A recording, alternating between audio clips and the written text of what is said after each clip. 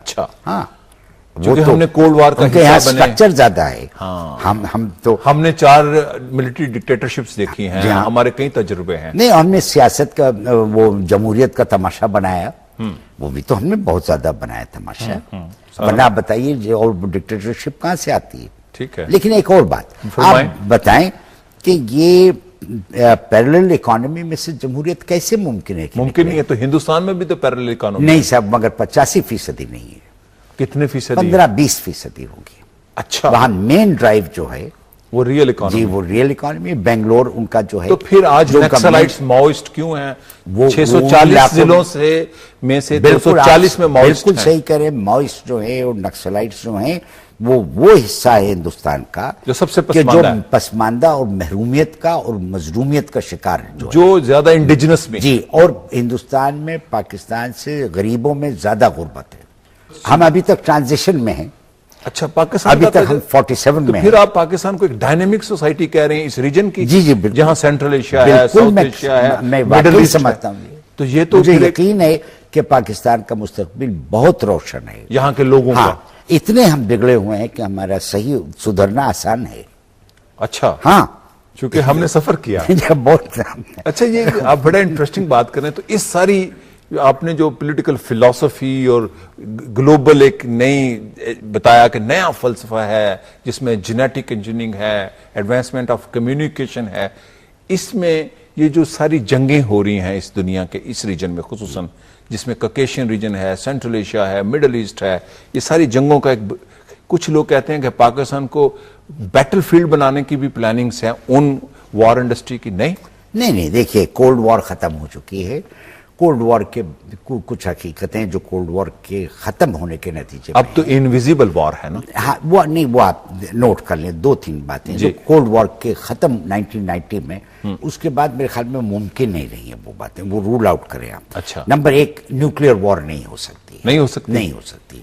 دیکھیں نیوکلیئر وار کے لیے شرط یہ ہے کہ 2 پارٹیاں ہوں. بالکل, ایک پارٹی اکیلی نیوکلیئر وار نہیں کر سکتی. ہاں, اکیلا تو جنگ نہیں ہوتی. یہ تالی 2 ہاتھ سے بجے گی نیوکلیئر وار کی. تو یورپینز اور امریکن اس کے لیے قطعی تیار نہیں ہے کہ ان کے یہاں کوئی ایٹم بم گرے. یورپ اور امریکہ ان کا مسئلہ وہ افورڈ ہی نہیں ان کا ذاتی مسئلہ ہے. ان کی تو تہذیب کہ نیو یارک پر وہ نہیں چاہتے کہ ایٹم بم گرے. تو واشنگٹن پر, پیرس پر, برلن پر, لندن میں, روم پر, وہ ان کو نہیں منظور. وہ 10 بہانے کرتے ہیں کہ ہم نہیں گراتے.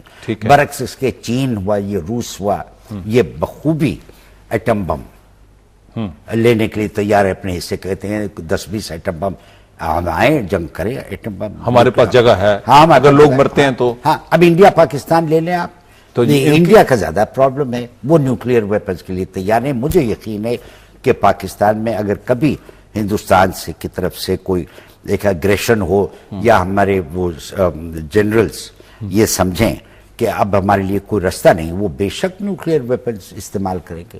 انڈین نہیں کر سکتے. انڈین نہیں, کیوں نہیں کر سکتے؟ نہیں سے ان کا دلی کا مسئلہ ہے, بمبئی کا مسئلہ ہے کہ نیوکلیئر وار ہوگی نہیں اس ریجن پورے میں. نہ, دنیا میں نہیں, دنیا میں نہیں ہوگی, ممکن نہیں رہی ہے. اچھا, تو پھر یہ نیا اسلحہ بن رہا ہے. یورپ میں پھر میزائل لگا رہا ہے امریکہ, چیک ریپبلک پہ, پولینڈ میں. آپ بالکل ٹھیک کہہ رہے ہیں. جارجیا میں. دوسری بات یہ کہ لینڈ وار بھی نہیں ہو سکتی سیریس لیول پر. افغانستان کے لیول پر یہ تو پروکسی ہے نا, انڈائریکٹ ہے. امریکن ٹروپس جیسے یورپ گئے تھے دوسری جنگ عظیم میں, یہ بعید القیاس ہے کہ وہ چائنا کو انویٹ کریں گے امریکن. یہ ممکن نہیں ہے. ممکن نہیں ہے, حماقت کی بات ہے. تو نہ یورپین ٹروپس آج انویٹ کریں گے. ریجنل کانفلکٹ رکھ کے انگیج تو کیا جا سکتا ہے. نہیں صاحب, وہ ریجنل کانفلکٹ میں میجر پاورز کو کیا ملے گا؟ تو پھر کیا ہونے جا رہا ہے یہ, آپ اس کو کیسے انالائز کریں؟ دیکھیں, ہونے یہ جا رہا ہے کہ جس دور میں داخل ہو گئے ہیں, یہ دور ہے اکنامک کمپٹیشن لازمی ہوگا. اچھا, بنیاد وہ ہے سیویئر, کیونکہ دیکھیں مقابلہ اس میں پیداواری صلاحیتیں حد سے زیادہ بڑھ چکی ہیں. حد سے مراد یہ ہے کہ انسان کی ساری ضرورتیں بآسانی پوری ہو سکتی ہیں. بالکل ہو سکتی. لیکن نظام جو ہے وہ نظام کے جس میں لوگوں کے گروپس کے اپنے مفادات ہیں, وہ رکاوٹ ہیں. تو آج جو وہ تضادات کی بنا ہے, وہ جو مفاد پرست با اختیار گروپس ہیں دنیا بھر میں, ان کے مفادات وہ آج تضاد کی بنا ہے. دوسری بنا ہماری جو جس حد تک ہماری فکری پسماندگی ہے انسان کی، وہ وجہ ہے کیونکہ فکری پسماندگی ہی کی زرخیزی کی بنا پر لوگوں کے جو محرکات ہیں، منفی محرکات، ان کے وہ فصلیں اس کی نکلتی ہیں. اچھا رضا کاظم صاحب، ایک ہوتا ہے تھیسس، ہاں، ایک ہوتا ہے اینٹی تھیسس، بالکل، ایک ہوتا ہے سنتھسس. ہاں. تو اس انقلاب کا سنتھسس کیا ہوگا regarding global issue and Pakistan کے ایک اندر؟ نئی تہذیب ابھر رہی ہے میرے سامنے. نئی تہذیب، بالکل، زیادہ انسانیت کے انسانی لیے بہت زیادہ. دیکھیں اس کا سرا شعور میں ہے. جو ہماری شعوری صلاحیتیں جو ابھی تک سوئی پڑی ہوئی ہیں، جو استعمال، میں آپ سے اسی میں ایک پریکٹیکل دیکھیں، نیورونز ہے ہمارے ذہن میں، جو ہمارے بھیجا ہے وہ نیورون سے بنا ہوا ہے. تو قریب 4.5 ٹریلین کوادریلین نیورونز ہیں. تو دیکھیں بلین آپ کو یاد ہے، 1000 بلین کا 1 ٹریلین ہوتا ہے، اور 1000 ٹریلین کا 1 کوادریلین ہوتا ہے. اچھا، اب اس کے یہ بات میں آپ کے اس کو آپ امیجنیشن پر چھوڑ دیتا ہوں. 4.5 کوادریلین نیورونز ہیں برین میں انسان کے. انسان کا برین مقابلتاً سب سے بڑا ہے. 4.5 کوادریلین نیورونز میں سے نیورون وہ عمل ہے جہاں پر بایولوجی اور مینٹل پروسیسز میں تبدیلی ہو جاتی ہے، جہاں پر دماغی عمل فکری عمل میں ڈھالتا ہے، ہاں جنم دیتا ہے. جس طرح ٹارچ آپ کی ہے، وہ اس میں بیٹری سے آپ ٹرانسفارم تو روشنی نکلتی ہے. میں سمجھ گیا. ایک چیز جی فرمائیں. اچھا جی، تو اس میں سے مشکل سے ہم ابھی 9-10% استعمال کر رہے ہیں. 90% ہماری صلاحیت.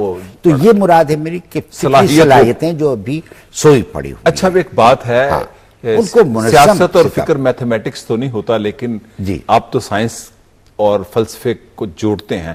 میں ویسے پوچھتا ہوں ایک عام اگنورینٹ انسان کے ناطے کہ یہ تبدیلی کا عمل اگلی دہائی میں کچھ رزلٹ برآمد کرے گا انسانی پراسپیرٹی میں اور انقلاب کے لیے؟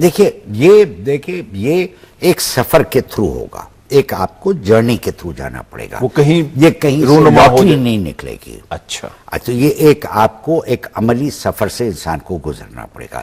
یہ وقت وہ آ چکا ہے، اس سفر وقت آ چکا ہے، وہ بے شک آ چکا ہے، اس کی شروعات ہے، وہ آ چکا ہے. وہ پھوٹیں گے چشمے. جی، اب انسان صاحب کو جتنا ٹائم لگے اپنا بستر باندھنے میں، اپنے ناشتے دان تیار کرنے میں، جوتی پہننے میں، تو وہ انقلاب لا سکتا ہے. بات یہ ہے کہ جیسے استاد دامن نے کہا تھا کہ رانجھا تخت ہزاریوں ٹرے تھے صحیح.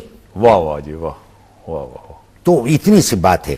لیکن جب چل پڑا انسان، تخت ہزارے سے نکلا، تو جھنگ کسی منزل پہ رکے گا. رانجھے کو بڑی چھیتی، وہ اس میں مشکل سے میرے خیال میں 20-25 سال لگیں گے. بڑی مہربانی، تخت سے چل پڑے. بڑی مہربانی رضا کاظم صاحب. یقیناً اتنا لطف آ رہا ہے آپ کی باتوں میں، چونکہ آج کل ہمارا الیکٹرانک میڈیا تو NRO اور ان ایشوز پہ اڑا ہوا ہے، تو ہمارے پاس زیادہ وقت ہوتا تو آپ کے ساتھ زیادہ گفتگو کرتے. آپ کی بہت مہربانی، آپ تشریف لائے. شکریہ. I have enjoyed myself. My pleasure. شکریہ. Thank you. ناظرین، یہ تھے رضا کاظم. آپ نے سنا انسانی ارتقاء، technology, science, politics, global revolution. اگر آپ اپنی رائے دینا چاہتے ہیں تو ہماری ای میل ہے tanazur@ptv.com.pk. شکریہ اور خدا حافظ.